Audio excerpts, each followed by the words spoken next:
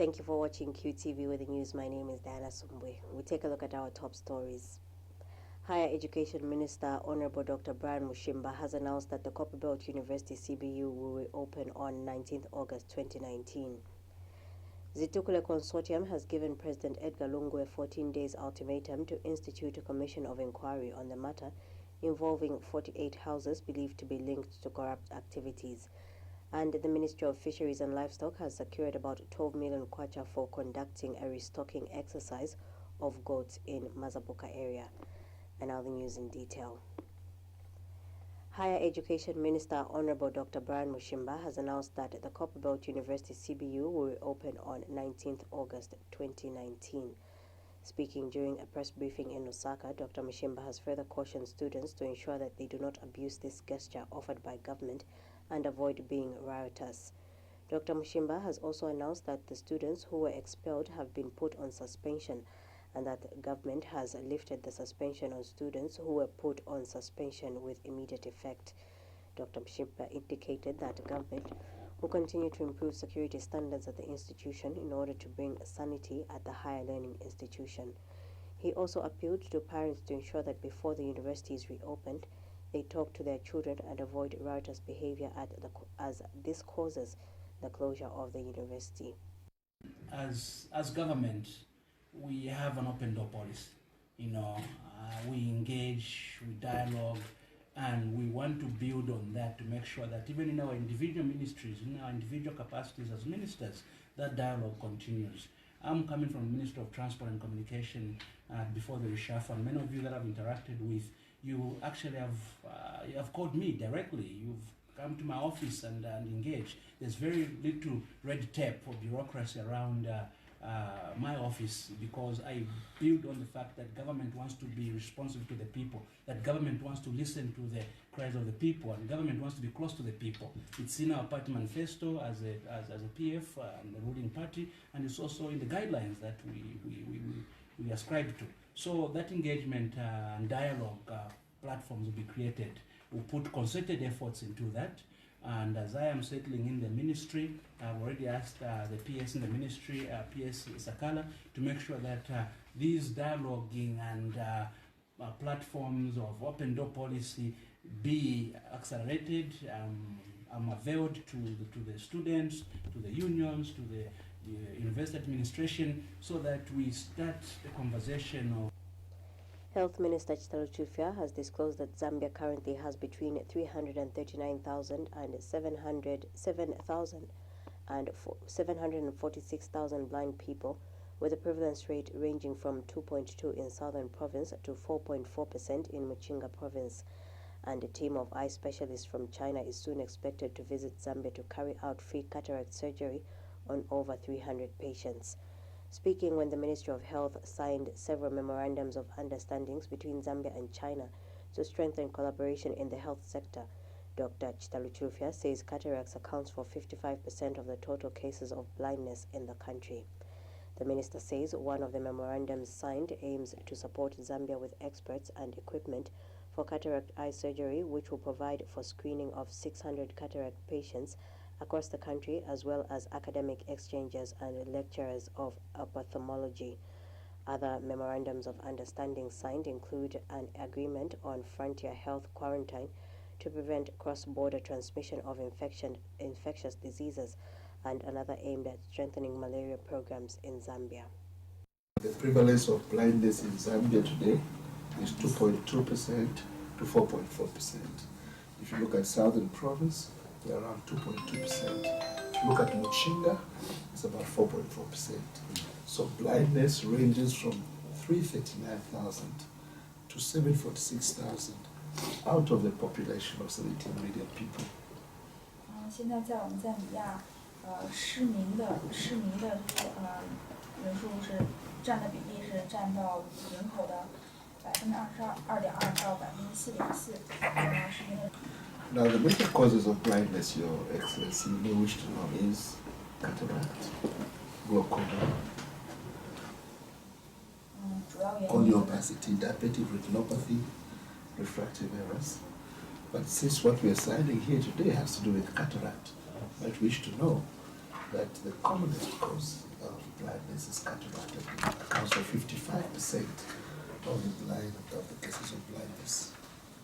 那失明的人数当中，大概有55%都是由于白内障引起的。 Therefore, the need to operate on people with cataract has even become more urgent today for us to address the issue of blindness in the country. And the Chinese delegation leader Zhang Jiwen, who is also Vice Minister of General Administration Customs of China, says the Chinese government is committed to enhance collaboration in the area of health with Zambia. Just as mentioned by the Honorable Minister of the Eye Diseases in Zambia, so it's really my great pleasure to sign the agreement with Honorable Minister. 这项活动呢，将于年底来举行。计划呢是要为300名白内障患者带去光明。刚才部长阁下也表示，将会积极支持这项活动的开展，我们也表示感谢。 So the brightness campaign is intended to be carried out this year and providing free cataract surgery for 300 patients. So as we really appreciate the Honourable Minister's support to this event. Meanwhile, the Ministry of Health has declared zero tolerance on drug theft, warning of stiff punishment on anyone found wanting.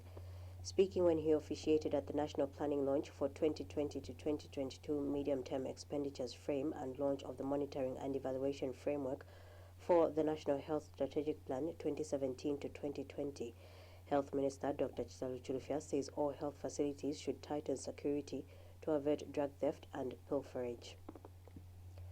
President Edgar Lungu is concerned that rapid population growth over years has resulted in the majority of people living in poor housing conditions, both rural and urban areas.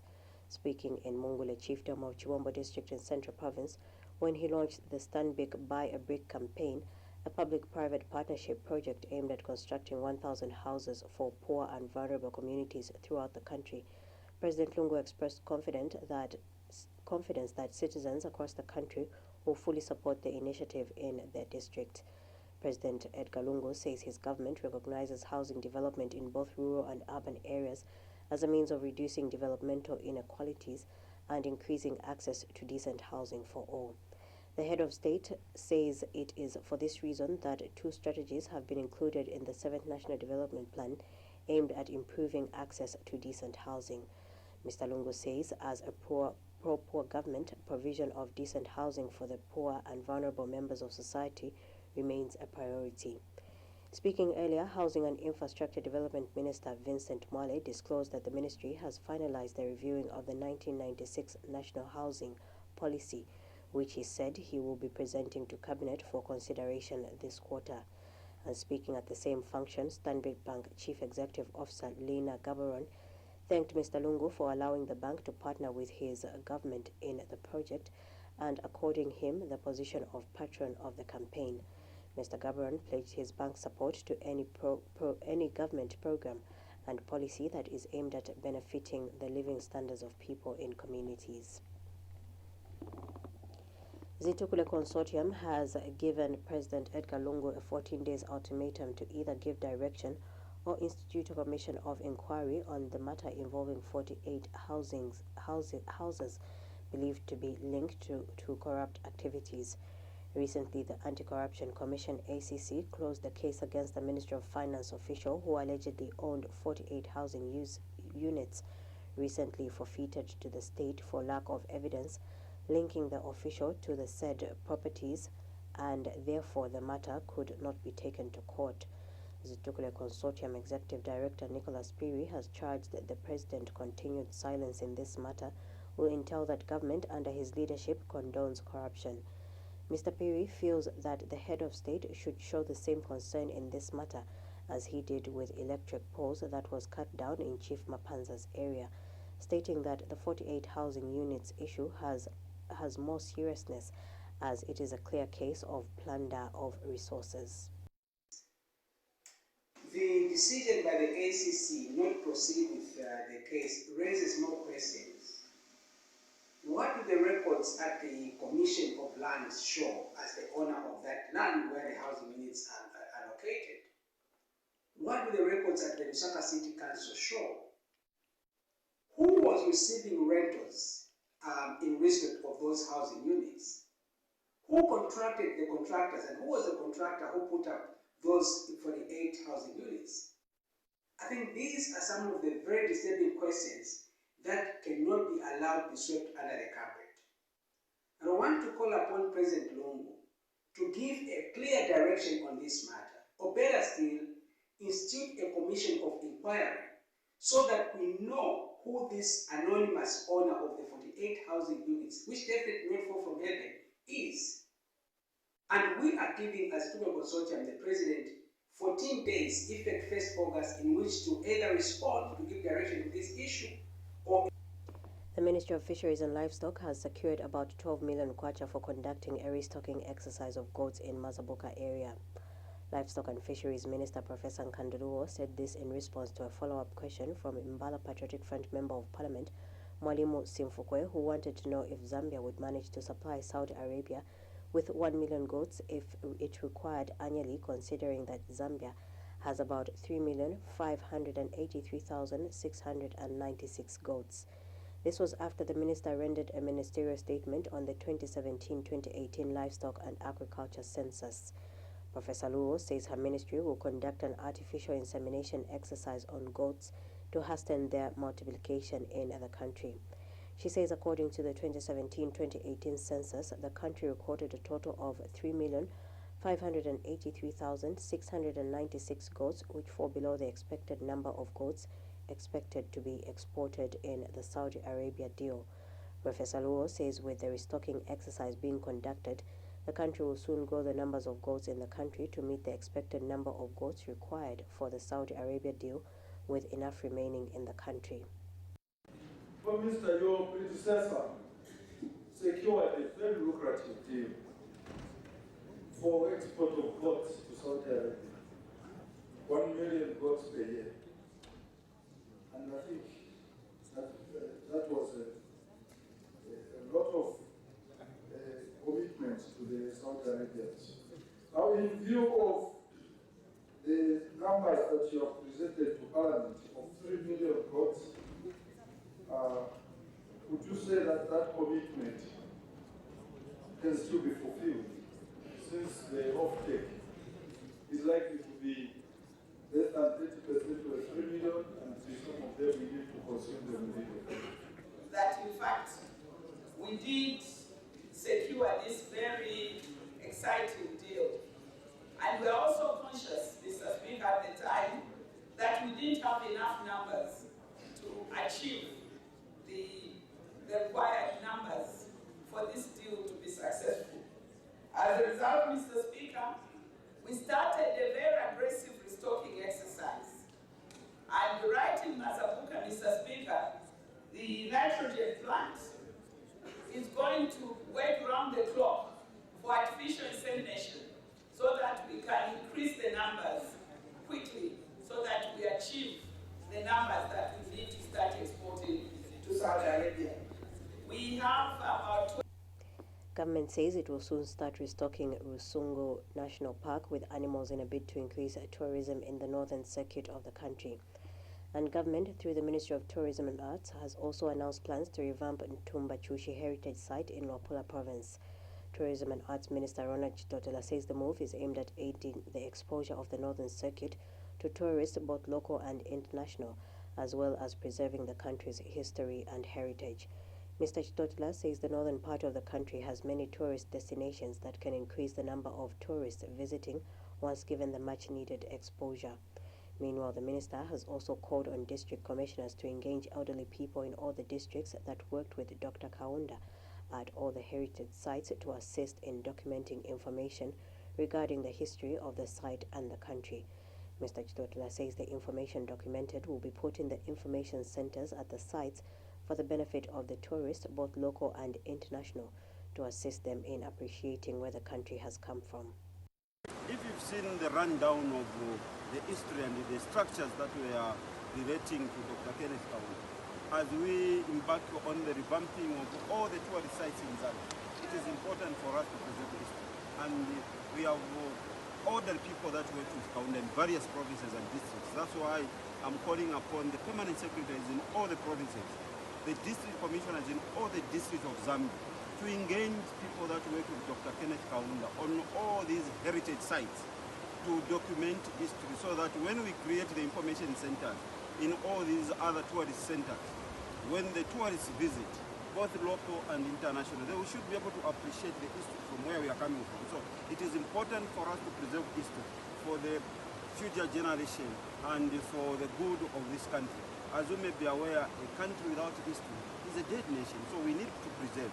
So it is important for my colleagues in the provinces to direct all the district commissioners to engage older people to making sure that that history is preserved. And it can only be preserved if we are able to interact with the older people. We speak to them, then they... Government has strongly condemned the harassment and beating up of 2 journalists from Zambia Daily Mail by some unknown cadres in Katuba on Tuesday. Information and Broadcasting Minister Dora Silia says the ministry is disturbed by the beating of 2 journalists from Daily Mail. Speaking at the joint press briefing, Ms. Silia says the ministry wants to see all the media personnel from public and private institutions to operate freely with no intimidation. Ms. Silia, who is also chief government spokesperson, has since advised political activists and the public at large to respect journalists and restrain themselves from engaging in any manner of harassment and violence against media practitioners. Meanwhile, Ms. Silia has defended President Edgar Lungu over tribal remarks. She has stressed that President Lungu has no hate for the people of Southern Province, as evidence from the developmental projects he has taken to the province. Even the electrification process in Dundumwezi that has resulted on all this talk is in Southern Province. And so we want to just ridicule people that go to the media and want to accuse President Lungu of being a tribalist without facts, because President Lungu's motto has been very clear: one Zambia, one nation. For those that doubt, they just have to go to Ministry of Communication and Transport, Ministry of Infrastructure, Ministry of Health, to see the projects that are happening in Southern Province, because then that does not add up to calling President Edgar Lungu as a tribalist, because the 99 hospitals, health posts being constructed, the highest in the country, should have been in another province. But because he believes that where there is need, where there's need for service delivery, let us deliver. It doesn't matter who is there. And this is very important. And I hope the media, you can question those that are abusing their freedom of expression by peddling lies. Government says it will continue to support smart policies and strategies that are aimed at delivering inclusive and equitable development to society for the benefit of the general citizenry. Speaking when he officiated at the 93rd Agriculture and Commercial Show Judges Luncheon, Minister of Commerce, Trade and Industry Christopher Eyaluma says the government has noted the strategic importance of the public-private partnership in a modern business environment.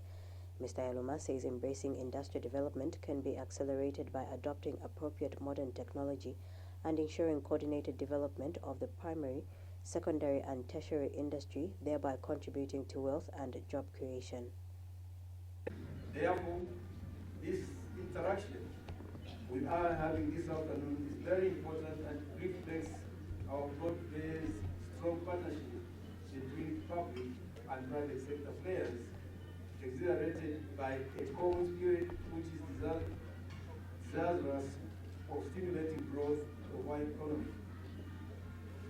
In this afternoon collection, government has recognized the strategic importance of the public-private partnership in a modern business environment and continue to nurture it to ensure local businesses remain competitive and embrace industrialization. Distinguished invited guests, ladies and gentlemen, I'm cognizant of the fact that this function is not meant for lengthy speeches, but it is important for us to reflect on what is important through this platform in order to dialogue and interact freely. As I conclude, let me also emphasize the events of this nature are important for all economic players, including policymakers, especially for feedback on policy implementation. The Jesuit Center for Theological Reflection, JCTR, has recommended the need to prioritize funding of community projects that relate to education, health, water, and sanitation. A research by JCTR on CDF conducted in Kitwe, Mongo, Kasama, and Livingston districts indicates that some citizens lack adequate knowledge on how CDF is being used in their areas. JCTR's Faith and Justice Program Officer Dominica Cabale says that these will improve the quality and living standards of people. Speaking at the lobbying meeting with Ministry of Finance and Local Government on timely release of constituency development funds, Ms. Cabale says in order to achieve its objectives, there is need to prioritize projects identified by communities for implementation. And Ms. Cabale says ward development agencies should be part of the monitoring team in their respective wards. She has therefore underscored the need for strengthening ward development committees in a bid to ensure that citizens are engaged in matters regarding the utilization of constituency development funds. Enhanced. At national level, we are proposing prioritizing social service delivery to local communities in national development processes so that even when CDF is not allocated in that particular year, these communities do not suffer. And also trying to address the bureaucratic challenges regarding CDF, that is from central government, and strengthening the capacities of local authorities in accounting and reporting when it comes to CDF.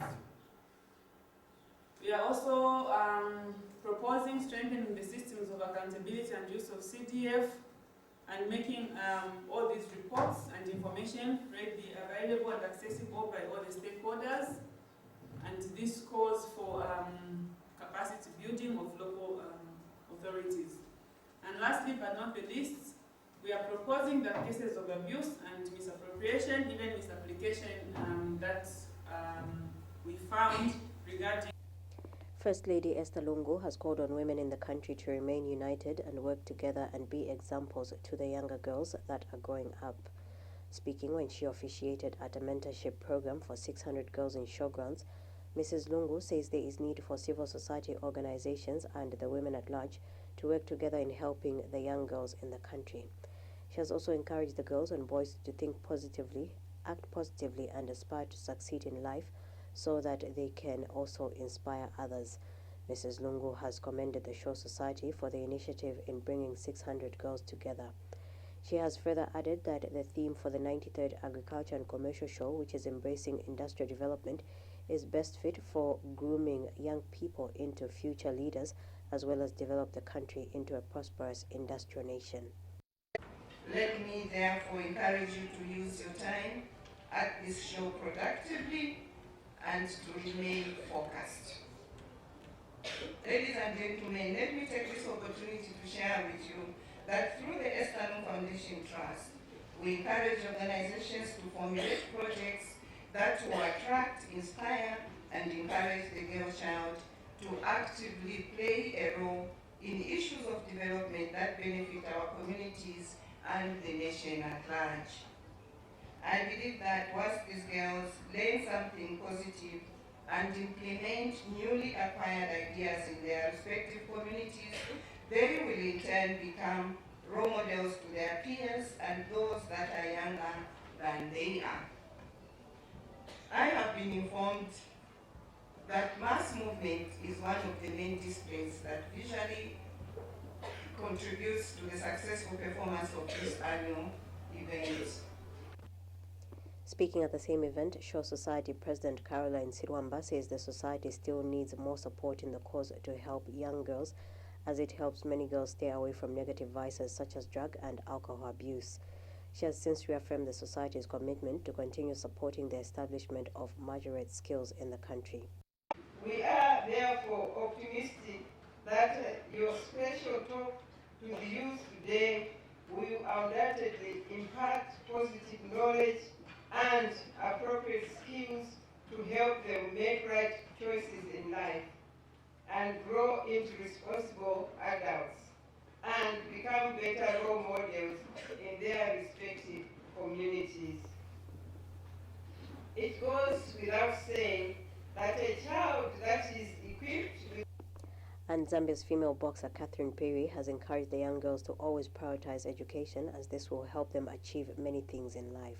I just want to encourage my fellow girls that we can do it without depending on anyone, without aiming for marriages. Let's succeed in our lives. By doing so, Zambia will be a great nation. Let's take education very seriously. Once you're educated, you can do anything in life, you can go anywhere without depending on anyone. Thank you so much to the First Lady. Thank you. The ruling Patriotic Front says the result of the Katuba election has demonstrated that the party has gained unstoppable momentum. Party Secretary General Davis Mwila says that though the party has lost the parliamentary seat, it has gained a significantly bigger share of the votes, while UPND have had their margin terminally eroded. Speaking at a media briefing, Mr. Mwila thinks that the tables are turning in the UPND stronghold. He says the trend is confirmed by the fact that the two biggest wards in Katuba constituency, namely Katuba ward and Chunga wards, vigorously voted for PF. Mr. Mwila says the shift also shows that the Patriotic Front will in 2021 retain all the seats in Lusaka. Mayembe ward Muchinga province and Lungwishi ward of Mansa district. While the Patriotic Front is gaining ground in so-called UPND stronghold, our popularity in our stronghold is being entrenched by noble people-centered politics and respect. The whitewash of the UPND by the PF demonstrates the fact that development politics always conquers divisive politics of hate and slander. We are grateful for the people of Shuangandu and Muchinga province in general, and Mansa and Luapula in general for keeping the faith. People's Alliance for Change PAC President Anford Banda has advised government to stabilize mealie meal prices. Mr. Banda says it is important for government to come up with a quick solution to ensure that people have a bag of mealie meal in their homes. He has stressed that mealie meal prices are way too high for an ordinary Zambian to afford, hence urgent measures should be put in place to help many Zambians. It's unfortunate that the cost of mealie meal has gone quite high. Of course, this has been necessitated by other costs that are associated with production. And I think it is important for the government, in as much as we know that some of these prices some of these prices for commodities are actually dictated by market forces. It will be important for the government to actually come up with a quick way just to ensure that people have got a bag of mealie meal. People have got can afford mealie meal.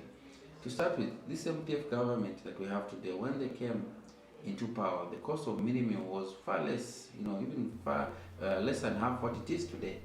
But it's like they don't really care about where the mealie meal prices have gone. Where I've gone to. Law Association of Zambia LA's convener of Women's Rights Committee, Pamela Pio, has bemoaned low number of lawyers representing the vulnerable in society.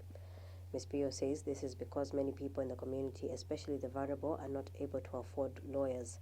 She has therefore commended the National Legal Aid Clinic for Women in partnership with European Union Level 3 paralegal training, which will help train paralegals that can represent the communities.